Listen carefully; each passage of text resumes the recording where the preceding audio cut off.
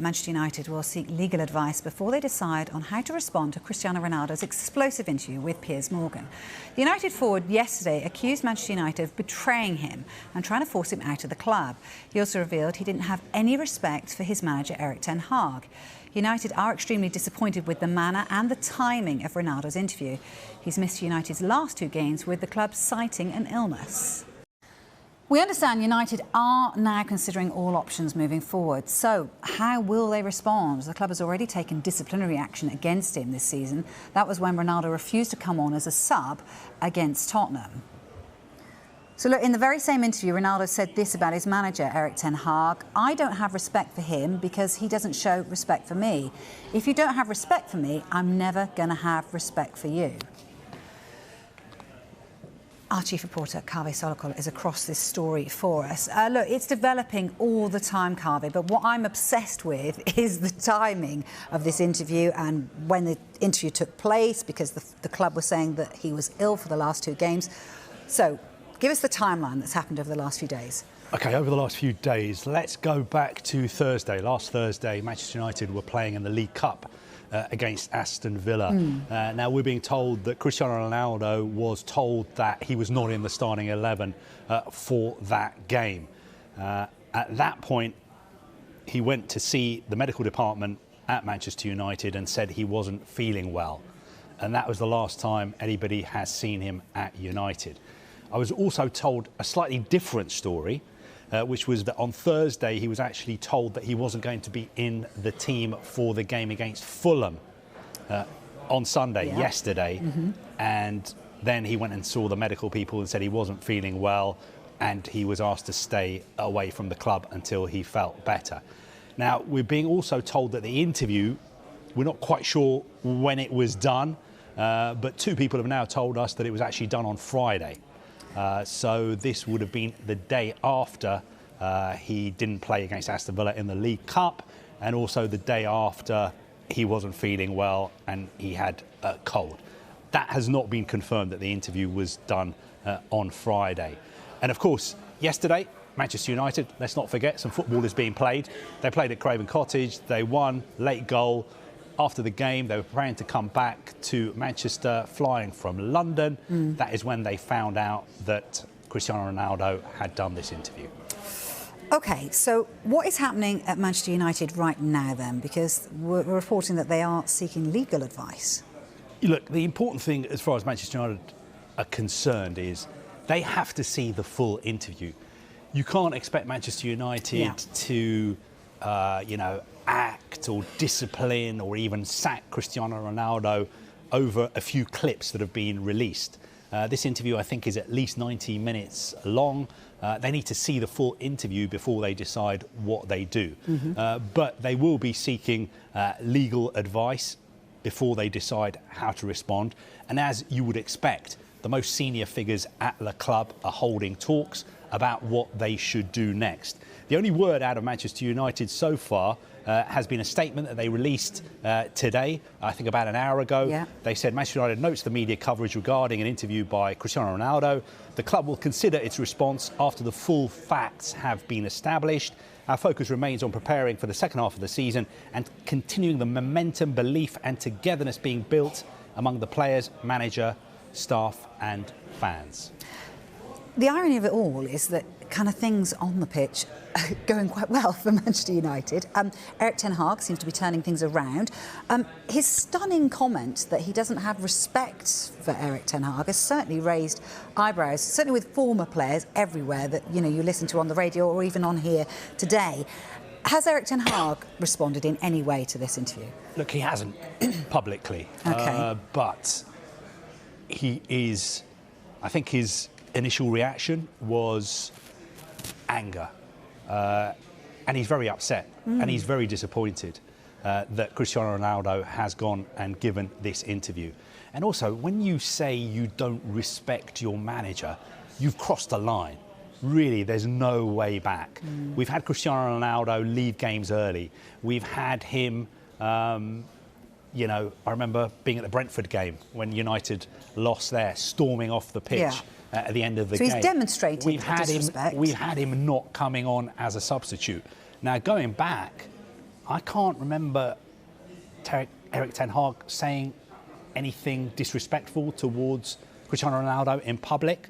He said his behaviour was unacceptable, I think, when he left that friendly early. But apart from that, Erik Ten Hag has kept everything in-house. Yeah, he's always said, I will deal with this. He's dealt with Cristiano Ronaldo like he deals with any other player. And I think as far as Ten Hag is concerned, he's never disrespected any player at any club. I don't think he feels that he's ever disrespected Cristiano Ronaldo. Even if you look at the fact that Ronaldo refused to come on as a substitute, he was dropped for one game against Chelsea. He started, I think, the next 4 games. He was captain against Aston Villa. He's only missed the last 2 games because he wasn't selected and he was ill. The feeling I get is that this is not a problem that Erik Ten Hag can sort out on his own anymore. He has done what he can do. This is now Manchester United's problem. The owners have to sort this out. The people who run the club have to sort this out. But I get a feeling, as far as Erik Ten Hag is concerned, there's really no way back now. I'd find it very difficult to imagine Cristiano Ronaldo playing again under Erik Ten Hag, because he really has crossed the line. And I think there's a feeling that people at the club have done everything they can for Cristiano Ronaldo. We know that he's been unhappy in Manchester. We know that things haven't gone well. We know that there have been some very, very serious personal problems that he's had to deal with as well. But the feeling is, you know, Cristiano Ronaldo is saying he's had enough of Manchester United. Those were the quotes in the interview with Piers Morgan this morning. I've had enough of this. I'm going to speak out. And I think, unfortunately, there are people at Manchester United as well who have had enough of this whole circus and pantomime now. And I think it's for the best for everybody if Cristiano Ronaldo does leave Manchester United. Yeah, it'll be interesting to see what does indeed happen. Carvey Solical, thank you for now. I'm sure this story will rumble on, no doubt. Vinny O'Connor is in Manchester for us. Now, Vinny, it's really good to talk to you because you were in front of Erik Ten Hag on Friday, weren't you? And he was telling you, only on Friday, how much he enjoys working with Cristiano Ronaldo. Well, this is a change, isn't it? That's right.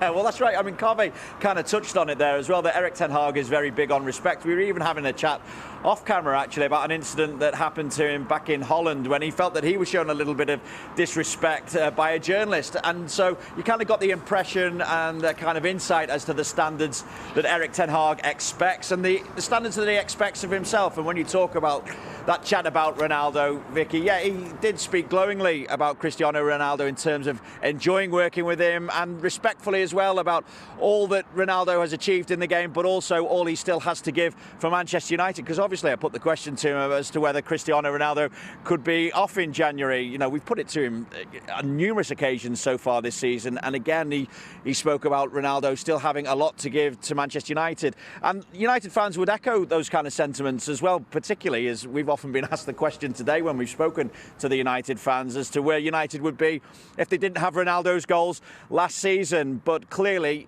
and the impression that we get is that Erik Ten Hag is extremely disappointed that this interview has come out, the timing of it and the obvious content within that interview as well, because of those standards that he expects, because of the respect that he has for Cristiano Ronaldo. And he's obviously surprised that Ronaldo has voiced discontent, a supposed lack of respect from his managers. So from the fans' perspective, it's a difficult situation as well, because effectively they've been put in a position where they have to choose between a club legend and the current first team manager as well. There's certainly plenty of credit in the bank for Cristiano Ronaldo, given all he's achieved and what he's contributed to the rich history of Manchester United. But at the same time, there's upset and there's disappointment that Cristiano Ronaldo, certainly amongst the fan base at least, that he's taken this course of action and decided to go through with this interview and, I suppose, air his grievances in public without sorting it out in-house. So in terms of his legacy, as I say, there's still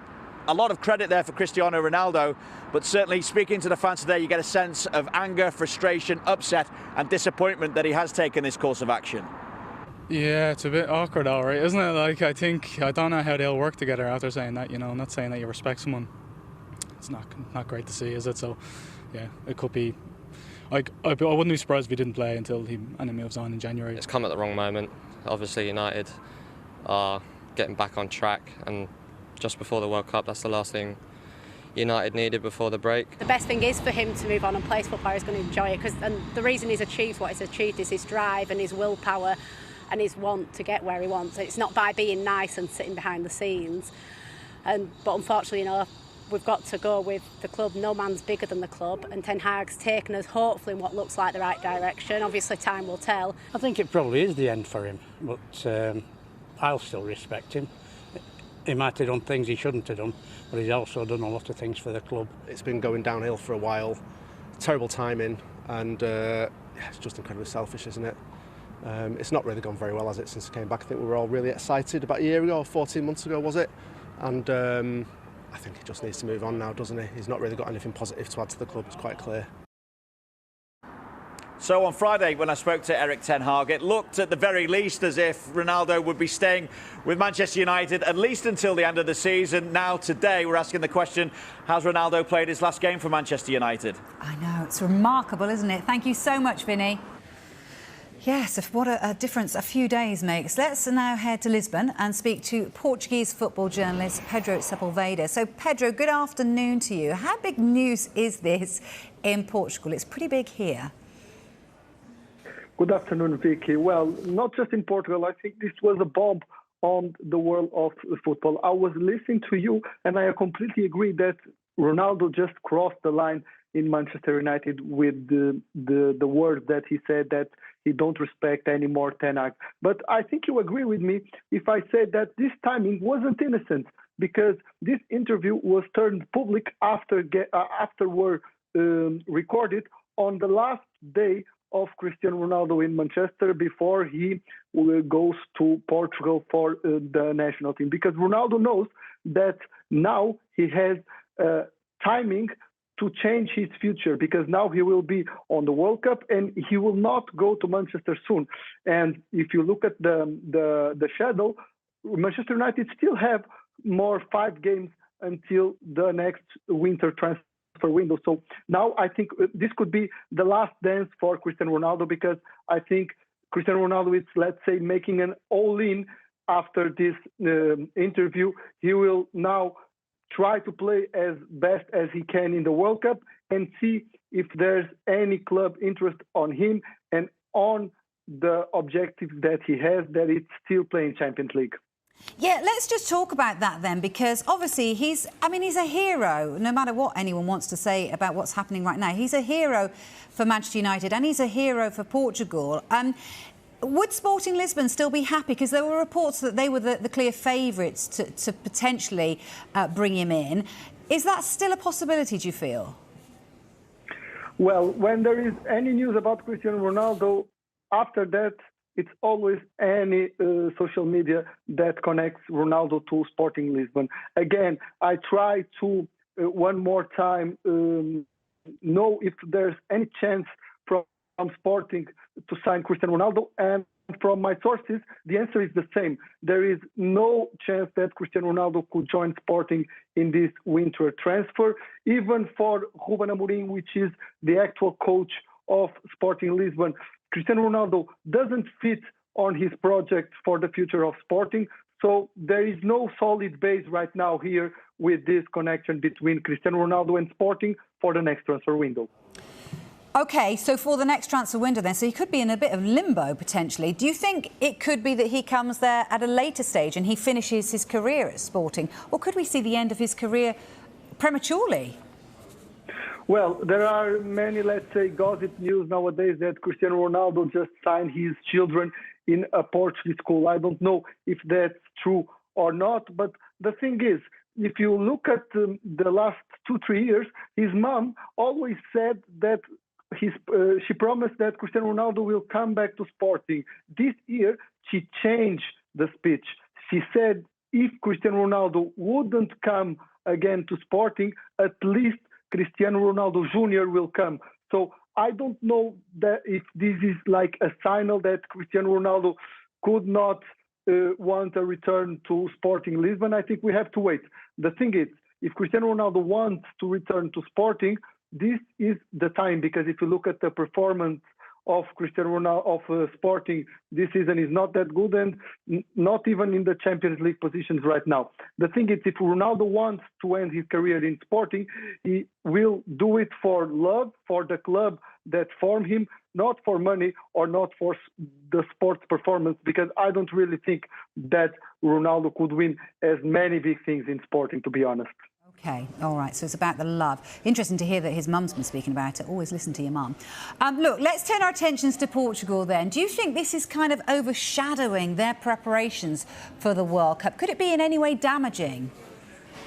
Well, to be honest, no, because I really know many of the players that represent the national team nowadays, and I know how they work inside the national team. It's a close group. They don't really read the newspaper, and even the ones who read don't have that kind of initiative to talk with the others about what's written in the news. They could perfectly read, they could perfectly share it and comment it with their family, but they don't comment between players.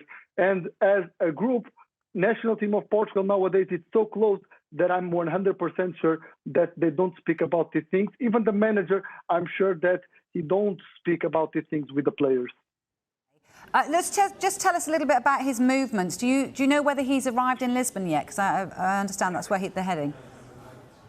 Well, I was today in the main street, let's say, where everything happens here in Portugal in terms of football, and I didn't saw Cristiano Ronaldo. I was in a hotel where he normally gets lunch at that time, and his securities, both of the twins, were there, which could be a signal that Cristiano Ronaldo could be inside or not, because that restaurant normally closes only for him because they don't open for lunch. But sometimes when Cristiano Ronaldo wants to have lunch outside home, he always go there because he knows that they close the restaurant for him. The only person that I saw in that hotel was Ruben Dias. He went to the window because there was some movement of media around there, and he came to the window, and it was the only Portuguese player that we saw. Only his securities, but then his securities left from the garage with a car with black windows, so we couldn't see if there was anyone on the back. And from that hotel, which inside has that restaurant that I told you, they went directly to the Portuguese national team camp, where probably Ronaldo is right now, because he has training around 5.